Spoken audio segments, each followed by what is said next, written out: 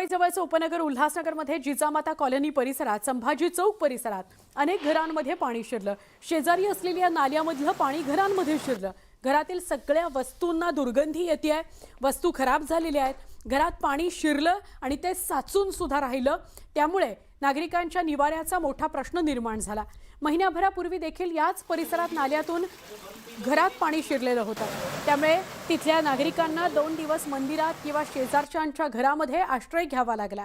नालेसफाई व्यवस्थित झाली असती तर असा प्रकार घडला नसता असं या नागरिकांचं म्हणणं आहे।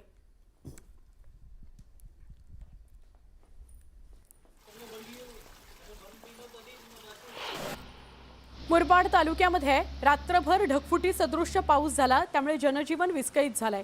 रॉयल हॉस्पिटल जवळ महामार्गावर मोठ्या प्रमाणात पाणी साचलंय। रस्त्याला अक्षरशः नदी म्हणावं लागणार आहे। पुराच्या पाण्यामध्ये अनेक लहान वाहनं अडकली। वाहतुकीवर याचा परिणाम झाला। शाळकरी विद्यार्थ्यांना सुद्धा अशाच पाण्यातून मार्ग काढावा लागला आणि शाळा गाठावी लागली।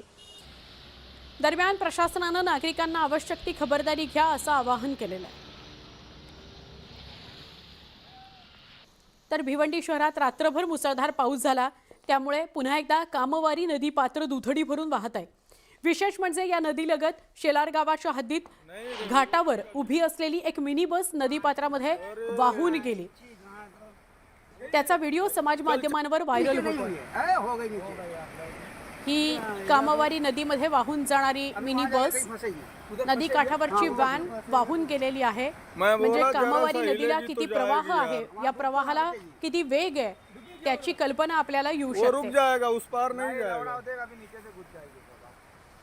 नहीं रे, वो रोकेगा ब्रिज।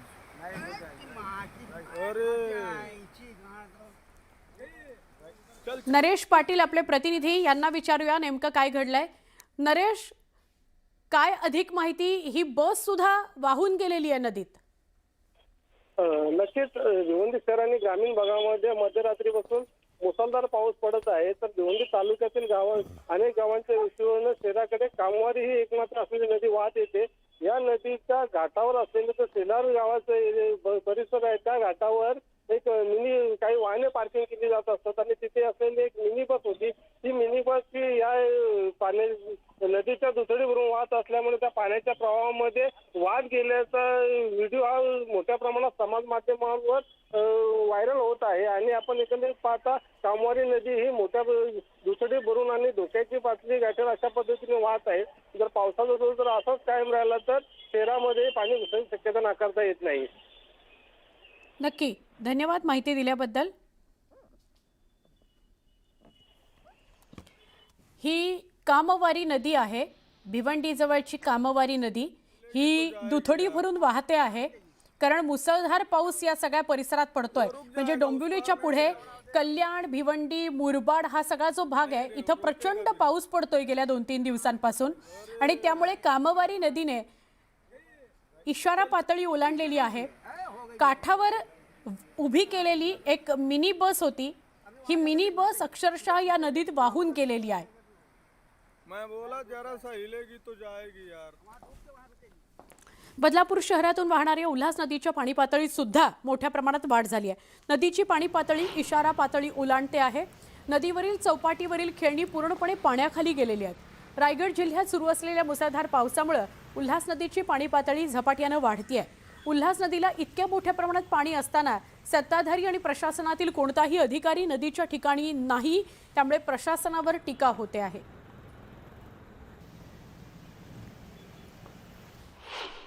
12 तासापासून बदलापूर शहरामध्ये तालुक्यात मुसळधार पाऊस कोसळतोय आणि त्याच्यामुळे बदलापूर शहरातून वाहणारी जी उल्हास नदी आहे तिच्या पाणी पातळीमध्ये प्रचंड वाढ झालेली आहे। ही उल्हास नदी कर्जत, त्याचबरोबर बदलापूर, अंबरनाथ, त्याचबरोबर कल्याण तालुक्यातून वाहणारी ही उल्हास नदी आहे। आणि अंबरनाथ तालुक्यातील जांभूळपाडा त्या ठिकाणाहून वाहणारी ही उल्हास नदी आहे। त्या ठिकाणी या नदीने धोक्याची पातळी ओलांडलेली आहे। मात्र बदलापूर शहरातून ही उल्हास नदी वाहत असताना आपण पाहू शकतो ही चौपाटीची पूर्ण खेळणी जी आहेत ती पाण्याखाली आलेली आहेत।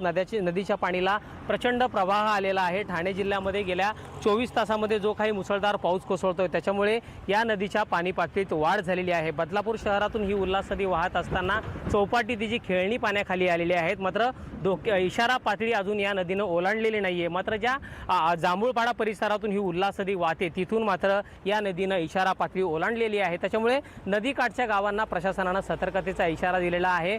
मात्र नदीला इतकं पाणी असताना देखील पालिका प्रशासनाचे कोणतेही अधिकारी किंवा सत्ताधारी या ठिकाणी कोणत्याही प्रकारची पाहणी करताना किंवा त्या ठिकाणी नागरिकांना अडवण्यासाठी उपस्थित नाही आहे। त्याच्यामुळे प्रशासन नक्की करताय काय असा सवाल या निमित्तानं उपस्थित होतोय। गणेश मंजुळानंतर न्यूज 18 मराठी, बदलापूर। मुसळधार पावसामुळे भिवंडी शहरातील भाजी मार्केट परिसर पाण्याखाली गेला।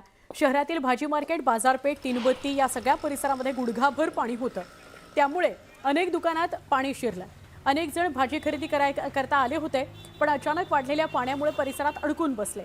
गुडघाभर पाण्यातून मार्ग काढतच त्यांना शेवटी घरी परतावं लागलं। प्रशासनानं सतर्क राहा असा इशारा दिलाय। पावसाचा जोर वाढतोच आहे। कधी पाऊस मुसळधार पडतो, कधी कमी होतो, पण पाणी मात्र साचून राहत आहे। काही तास परिस्थिती पाऊस जर पडत राहिला तर अशी पूर्णपणे जलमय होत असते।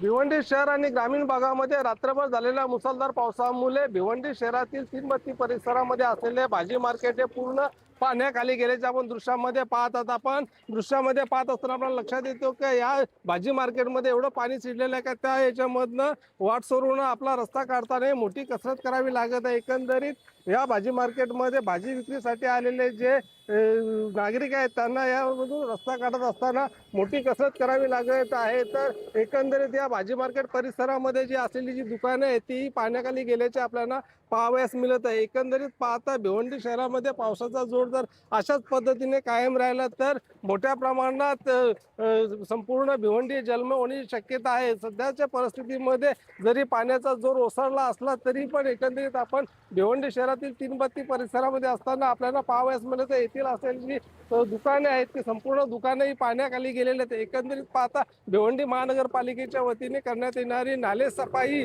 आणि त्यानंतर ही भिवंडी शहर वारंवार जलमय होत असल्यामुळे नागरिक मोठ्या प्रमाणात भिवंडी महानगरपालिकेच्या कार्यपद्धतीबद्दल शंका निर्माण होत आहे। एकंदरीत पाहता प्रत्येक पावसामध्ये थोडाही पाऊस जरी झाला तर भिवंडी शहरातील तीनबत्ती परिसर हे जलमय होत असल्यामुळे यावर भिवंडी महानगरपालिका कधी कायमस्वरूपी तोडगा काढतं हे पाहणं मात्र महत्त्वाचं ठरणार आहे। नरेश पाटील, न्यूज 18 मराठी, भिवंडी। शहापूर तालुक्यामध्ये संततधार पाऊस पडतोय, त्यामुळे भातसा धरणाच्या पाणलोट क्षेत्रात पाण्याची आवक वाढली। धरणाची पाणी पातळी नियंत्रित ठेवण्यासाठी भातसा धरणाचे 5 दरवाजे 100 सेंटीमीटरनं उघडण्यात आले।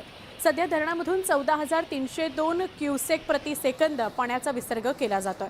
दरम्यान नागरिकांनी सतर्क राहा, प्रशासनाच्या सूचनांचं पालन करा असं आवाहन केलं जात आहे। भातसा धरणाच्या पाणी पातळीमध्ये मोठी झपाट्याने वाढ झाली आहे आणि या धरणाचे 5 दरवाजे 100 सेंटीमीटरने उघडण्यात आले असून भातसा नदी पात्रामध्ये 14,302 क्युमेक्सने पाण्याचा विसर्ग केला जात आहे।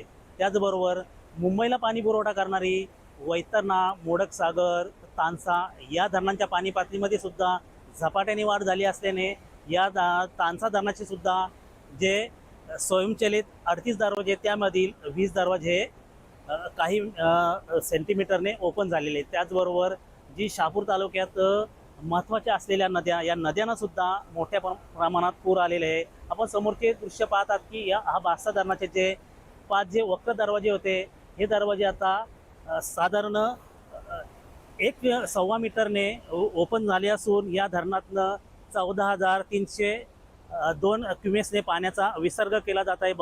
त्यामुळे भातसा नदीला मोठ्या प्रमाणात पूर आले असून नदीकाठच्या गावांना सतर्कतेचा इशारा देण्यात आलेला आहे। न्यूज 18 मराठी, सुनील गरत, भातसा, शहापूर। जळगाव जिल्ह्यातील गिरणा धरण 99.10% भरलं, त्यामुळे धरणाचे 6 वक्र दरवाजे प्रत्येकी 90 सेंटीमीटरनं उघडले।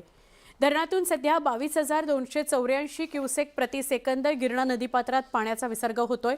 त्यामुळे पिलखोड, सायगाव, ऋषीपांथा इथले अनेक पूल पाण्याखाली गेलेत। काही मार्गांवर वाहतूक बंद करावी लागलेली आहे। प्रशासनानं नदीकाठच्या गावांना अलर्ट मोडवर राहा असं सांगितलेलं आहे। नदीपात्रात जाणं टाळा असंही सांगितलेलं आहे।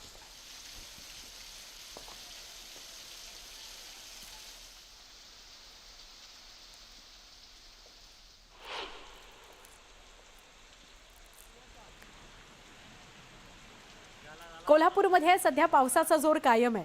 कोल्हापूरच्या धरण क्षेत्रात दमदार पाऊस पडतोय, त्यामुळे राधानगरी धरण 100% भरलंय. धरणाचे 2 स्वयंचलित दरवाजे उघडलेत, त्यातून मोठा विसर्ग पाण्याचा केला जातोय. राजर्षी शाहू महाराजांनी या धरणाची उभारणी केली होती आणि ते धरण कोल्हापूरकरता वरदानच ठरलेलं आहे.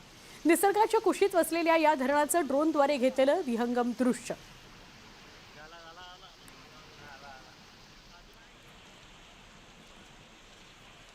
राधानगरी धरण 100% भरलेलं आहे. कोल्हापुरातली ही दृश्य आहेत. राधानगरी धरण आणि आजूबाजूला हिरवाईनं नटलेला हा परिसर आपल्याला बघायला मिळतं. हे राधानगरी धरण 100% भरलंय. 2 दरवाजे उघडावे लागलेले आहेत, त्यातून पाण्याचा विसर्ग केला जातो आहे.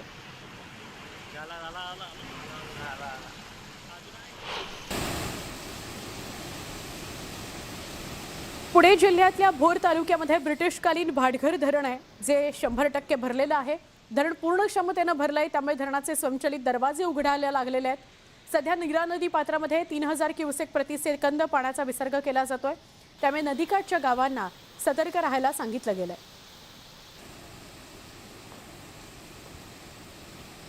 याआधी आपण बघत होतो कोल्हापूरचा राधानगरी धरण, आता आपण बघतोय पुण्याचं भाटघर धरण. ही दोन्ही धरणं 100% भरलेली आहेत, त्यामुळे राधानगरी धरणातूनही पाण्याचा विसर्ग केला जातोय. 2 दरवाजे राधानगरीचे उघडले गेलेत आणि पुण्यामध्ये भाटघर या धरणाचे सुद्धा दरवाजे उघडले गेलेले आहेत आणि त्यातून पाण्याचा विसर्ग केला जातो आहे. नीरा नदी पात्रामध्ये 3000 क्युसेक प्रतिसेकंद पाण्याचा विसर्ग केला जातोय. नदीपात्रामध्ये जेव्हा धरणातलं पाणी सोडलं जातं तेव्हा ते प्रचंड वेगानं सोडलं जातं आणि नदीकाठी अनेक गावांमध्ये पाणी शिरण्याची शक्यता असते. त्यामुळे वारंवार प्रशासन असं सांगतं की जेव्हा पाण्याचा विसर्ग धरणामधून होतो तेव्हा नदीकाठच्या गावांनी, वस्त्यांनी सावधान राहायचं आहे.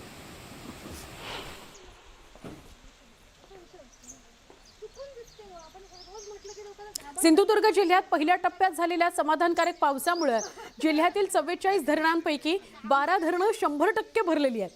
उर्वरित 32 धरणांमध्ये 80%हून अधिक पाणीसाठा आहे. धरण क्षेत्रामध्ये प्रचंड पाऊस पडलाय, त्यामुळे जलसाठ्यामध्ये मोठी वाढ झालेली आहे.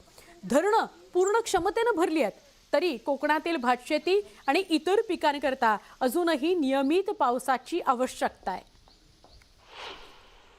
सिंधुदुर्ग जिल्ह्यातील एकूण 44 छोटी मोठी धरणं आहेत. यामधील 12 धरणं आहेत ही 100% भरलेले आहेत.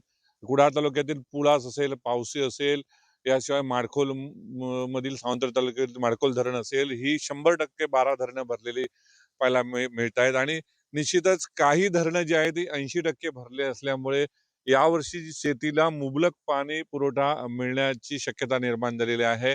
मात्र अजूनही काही धरणं आहेत जी 100% भरण्याची शक्यता व्यक्त केली जाते. खरं तर यावर्षी अतिवृष्टी झालेली नाही, म्हणावा तसा समाधानकारक पाऊस जरी पडलेला नसला तरी या 44 धरणापैकी 12 धरणं जे 100% भरल्यानंतर अजून काही धरणं 80% जे आहेत भरलेले पाहायला मिळत आहेत. आणि निश्चितच अशी अपेक्षा व्यक्त केली जाते पुढील ऑगस्ट आणि सप्टेंबर या महिन्यामध्ये जर अतिशय चांगला पाऊस पडला ती उरलेली धरणं ही 100% भरण्याची शक्यता निर्माण केली जाते. मात्र पाण्याचा मुबलक साठा या धरणामध्ये असल्याचं पाहायला मिळतं आणि सिंधुदुर्ग जिल्ह्यातील 12 धरण 100% भरल्यानंतर आता उर्वरित जी 80% धरणं आहेत ही भरण्याची नजीकच्या काळात अपेक्षा व्यक्त केली जाते. भरत केसरकर, न्यूज 18 मराठी, सिंधुदुर्ग, सावंतवाडी, माडखोल. जळगाव जिल्ह्यातील चाळीसगाव तालुक्यामध्ये झालेल्या अतिवृष्टीनं भराडी नदीला तब्बल 50 वर्षांनंतर पूर आलाय. या पुराचं पाणी भवाळी गावात शिरलं आणि 58 कुटुंबांचं तातडीनं स्थलांतर करावं लागलं. पुरामुळे अनेक घरांचं, गुरांचं नुकसान झालेलं आहे. म्हणजे गुरांचं नुकसान असं की साठवून ठेवलेल्या चारा वाहून गेलेला आहे. नुकसानग्रस्तांना तातडीनं आर्थिक मदत करा अशी मागणी ग्रामस्थ करतायत.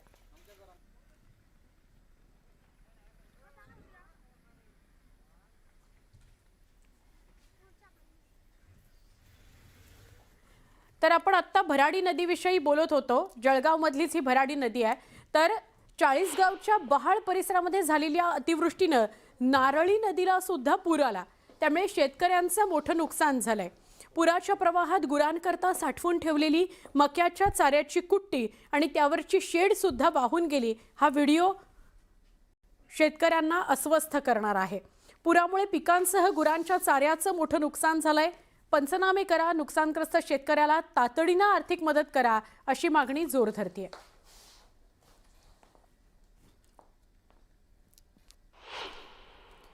जळगावातल्या 40 गावातली 2 गावं, 2 नद्या आपण पाहिल्या जिथे अतिवृष्टी झालेली आहे. तर जळगावमध्येच अमळनेर तालुक्यामध्ये गेले 2 दिवस संततधार पाऊस सुरू आहे. अतिवृष्टी सुद्धा झालेली आहे, त्यामुळे शेतीचं मोठ्या प्रमाणात नुकसान झालंय. कापूस, सोयाबीन, मका, भाजीपाला पिकं पाण्याखाली गेली आहेत. शेतकऱ्यांसमोर मोठं संकट उभं ठाकलंय. अनेक ठिकाणी शेतातील बांध फुटून गेलेत आणि शेतीतली माती वाहून गेलेली आहे, त्यामुळे शेती पूर्ण खरडून निघालेली आहे.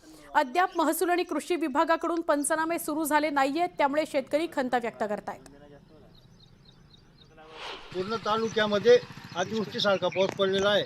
तर एकच विनंती आहे की लवकरात लवकर काहीतरी सरकारने याच्यावर निर्णय घेऊन अधिकारी लोकांना सांगायला पाहिजे की वरच्या पातळीचे जे मंत्री असतील, पुढे असतील, त्यांनी इथं लक्ष द्यायला पाहिजे. आजपर्यंत कोणीच बांधापर्यंत पोहोचलेलं नाही, अधिकाऱ्यांनी कोणी आलेलं नाही.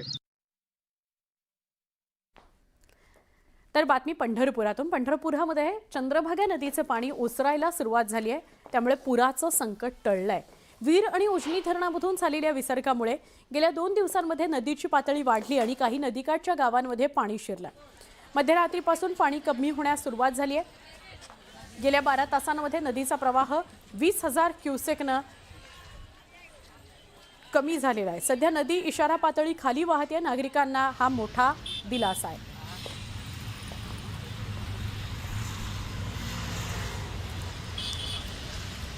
गेल्या आठवड्याभरात नागपूर जिल्ह्यामध्ये मुसळधार पाऊस झाला आणि याचा मोठा फटका संत्रा आणि मोसंबी उत्पादक शेतकऱ्याला बसला.